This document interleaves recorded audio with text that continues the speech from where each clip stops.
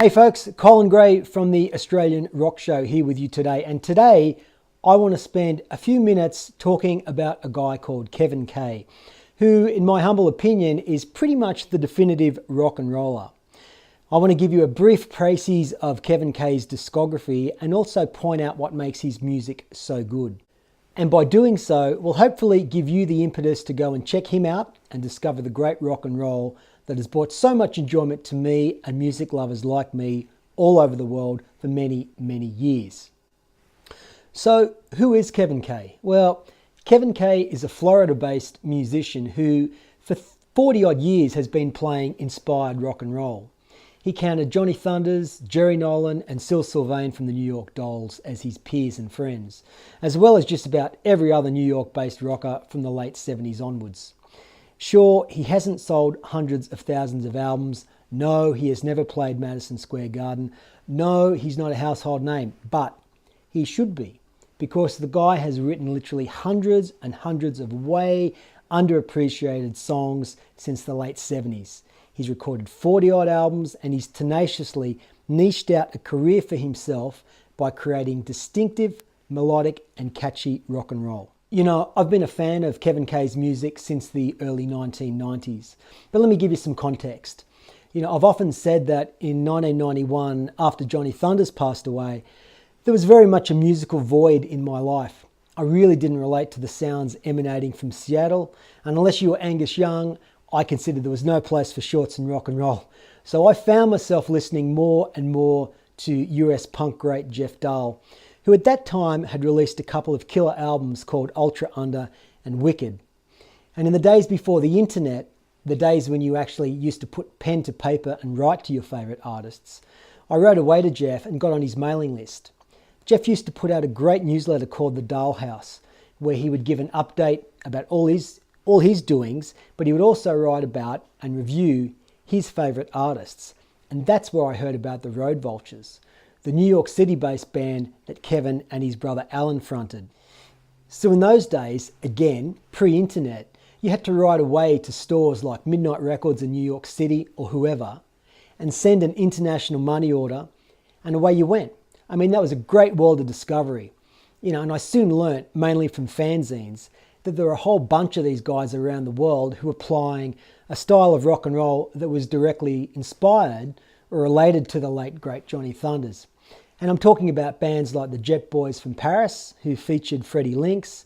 There was also Rick Blaze, Jeff Crane, Dave Cuneo, the Ballbuster guys from Massachusetts. There was Jeff Dahl, of course, and not forgetting bands like the American Ruse. There was the Remains and Hiroshi Nakagome from Tokyo. So you had all these guys creating all their own little scene, playing great Thunders-inspired rock and roll. And there was none better than the Road Vultures, which was Kevin and Alan Kay's band. But before we look at the Road Vultures and Kevin's solo material, you have to go back a little bit. Kevin Kay grew up in Pendleton, a town on the southern edge of Niagara County in New York State. And before relocating to New York City in the early 80s, Kevin and his older brother Alan were part of the Buffalo punk scene. First band Aunt Helen, then the Toys, then the New Toys. In the early 80s, he relocated to New York City with his brother Alan. By the mid part of that decade, they were in a band called the Lone Cowboys, who released a couple of great singles and a terrific LP called Voodoo Dolls and Cadillac Fins, which is also worthwhile checking out. By the late 80s, they formed another band called Road Vultures, who released two amazing albums on Circumstantial Records called Fire It Up and Ride. And if you like melodic, trashy rock and roll, both of these are essential records. The band relocated to Hollywood and came close to signing with Gene Simmons' label Simmons Records. After that, Kevin began a solo career in 1995 with his first album called Nightlife. And since then, over the last 20 plus years, he's released many consistently strong rock albums on different record labels and in different countries throughout the world, including the United States, Australia, Poland, Italy, Germany, and France. Over the past 20 years, he's also performed in many different European countries, as well as Japan. He's played over 1,000 gigs in his time. As well as 1,000 shows, Kevin's been in bands that have supported the Romantics, Dirty Looks, the Ramones, Pat Benatar, Sylvain, The Fast, Tallis with Billy Sheehan, Johnny Thunders, Sylvain, Jerry Nolan, Dee Ramone, The Waldos, Cheetah Chrome, to name but a few. Kevin is also the last of the original CBGB musicians who are still out there performing and releasing new music. Kevin has 2 new albums out that are out and about and doing the rounds and worthy of your attention.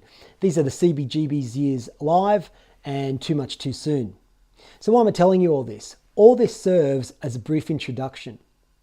Here's a few reasons why I think Kevin K rock and roll is so good. I'll give you 7 reasons. Number 1, Kevin has a knack of being able to write catchy, hook-laden rock and roll that is infectious. It puts you in a good mood. Number 2, his songs are memorable, his songs are durable. They still sound great 20, 30 years after they were written. Number 3, no one has a better penchant for melody. No one writes songs with a better hook than Kevin K. Number 4, he wears his US punk influences on his sleeve, but after all these years, he has his own distinct and unique style. No one sounds like Kevin K.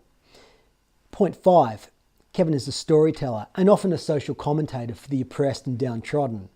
Many of his albums contain songs that reflect his experiences of touring throughout Europe and Germany in particular. For example, Allies, Deutschland and Firestorm, those 3 albums gave the listener strong, thematic images of Cold War Europe and post-war Germany. The Berlin Wall, D-Day, the Manhattan Project, for example. These albums were full of consistently strong, original and evocative material. These albums took Kevin K's music to a new level, whilst not forsaking his Johnny Thunders and Dead Boys and Iggy Pop roots. Point 6, Kevin uses a formula that's heavy on the melody.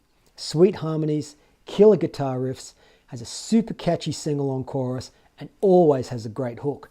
That's pretty much the Kevin K formula for crafting archetypal power punk pop, and often with a clever sense of humour.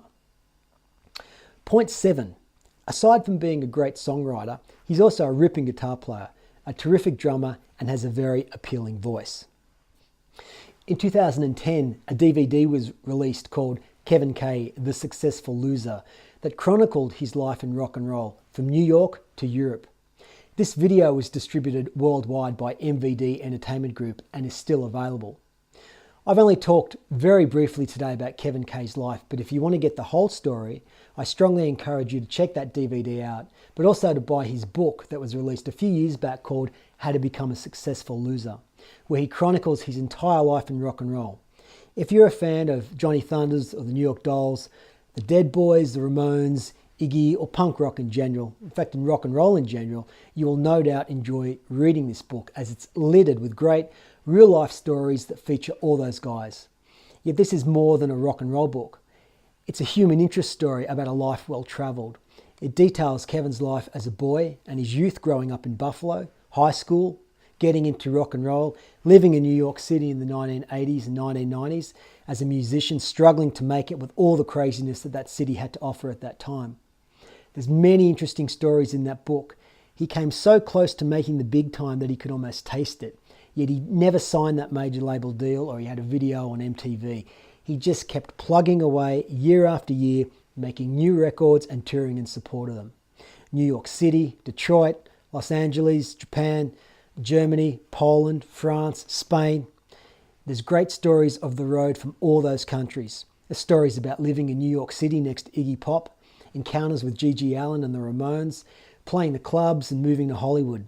The stories about the death of his brother Alan, hanging out with Johnny Thunders and Cheetah Chrome, drugs, St. Mark's Place, Jennifer Love Hewitt, and much, much more.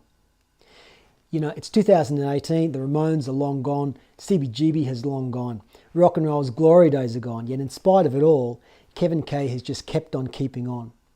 And as I said at the outset, the music of Kevin K has been pretty much the musical soundtrack to my life for 25 odd years now, and it just endures. The music of Kevin K has always been special. In an age when rock and roll is manufactured, contrived, disposable, and lacking in authenticity, the need for Kevin K rock and roll is greater than ever. This guy has more rock and roll credential than anyone you care to name and has more than paid his dues.